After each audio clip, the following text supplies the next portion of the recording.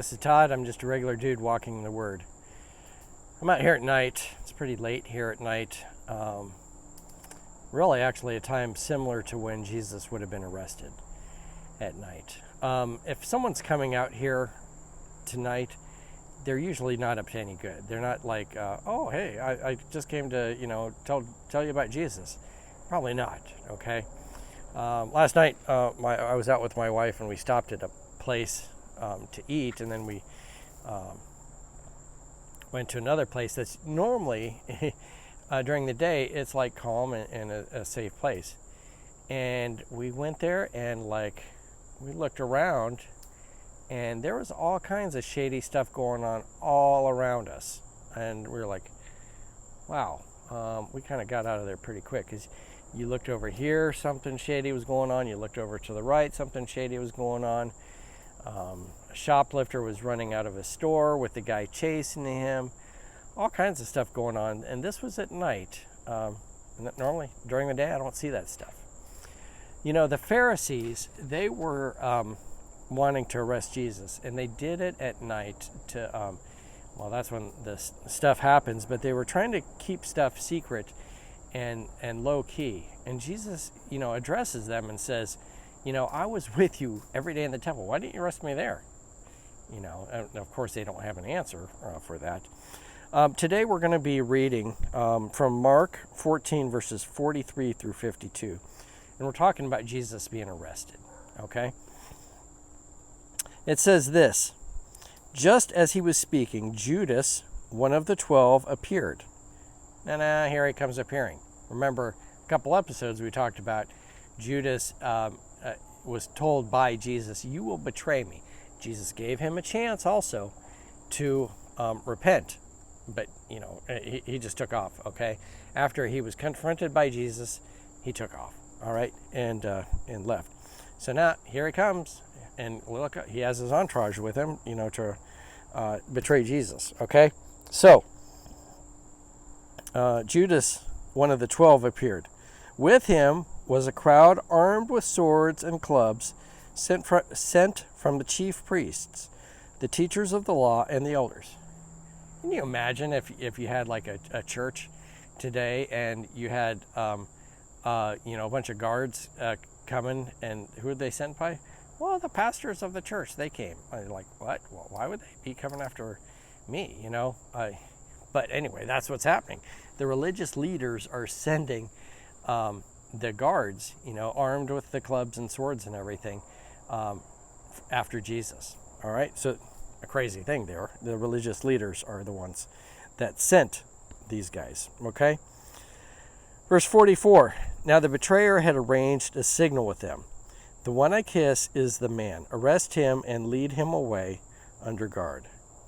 Going at once to Jesus, Judas said, Rabbi, which means teacher, and kissed him. All right, it's a very significant, a kiss is something of affection. And to betray someone with that kiss of affection, you don't kiss your enemies, okay? But this was something, Judas did as a signal here. So, the men seized Jesus and arrested him. Then one of those standing near drew his sword and struck the servant of the high priest, cutting off his ear. Am I leading a rebellion, said Jesus, that you have come out with swords and clubs to capture me? Every day I was with you teaching in the temple courts, and you did not arrest me. Okay, I love it, because Jesus is saying, I was there every day, right there in the open. You didn't have to go very far to arrest me, but you didn't do it. Now you're trying to do this, secretly, in the dark here. But the scriptures must be fulfilled. Okay, and that's the big key verse out of this whole teaching tonight is this. But the scriptures must be fulfilled. Then everyone deserted him and fled.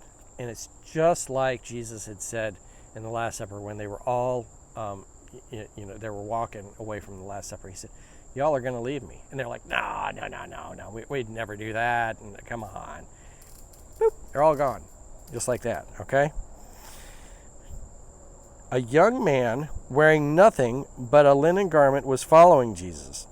When they seized him, he fled naked, leaving the garment behind. Now, church tradition has this, man, it doesn't say the name here, but this book is written by Mark, and a good chance church tradition says it was probably Mark that this happened to, rather than saying, I was there, and he was a little guy at this point. And rather than say, I was there and I got scared and I took off without my clothes, and rather than admit he was the one, he just says a young man, okay? So sometimes I'll do that in a story if it's, making me look really stupid, doing something. I'll say, there was this one guy, he tripped over his own shoelaces while he was doing this run and stuff. And they're like, oh, what goofy guy is that? Well, that was actually me, but, Anyway, the whole thing here is this. They came to arrest Jesus at night. It is a secret thing to kind of do their underhanded will, okay? But it was part of God's plan all along, okay? And the key verse, it says, but the scriptures must be fulfilled. All this stuff had been prophesied years and years ago. There's all kinds of prophecies being fulfilled. And these things were happening, and the scriptures were going to be fulfilled. You read through even Isaiah, if you just pick on Isaiah alone and read through that, you'd be like, oh my goodness, there's a whole lot of prophecy being fulfilled here with this.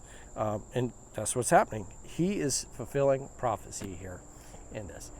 And I want you to see the Pharisees thought, we're going to get Jesus. We got him, underhandedly. But what they didn't realize, this was God's plan, okay? So people may think they've got the upper hand and they're going to, get the Christians and do this. Who has the final say? It's not us. God has a plan for us. So anyway, the thing was, God had a plan here ultimately. And the Pharisees, they just happened to, fall into God's plan. So that's my word for today. And tomorrow we'll be out of the dark, as we're going to be talking about tomorrow how Jesus is before the Sanhedrin. So he's in some buildings at that time that are lit up and stuff, when they're questioning him and stuff like that. So anyway, Lord's blessing to you. Thank you for watching. I'm just a regular dude walking in the Word, and I thank you for watching. We're on episode 102. Hard to believe, huh? So thanks. We'll see you tomorrow. Blessings.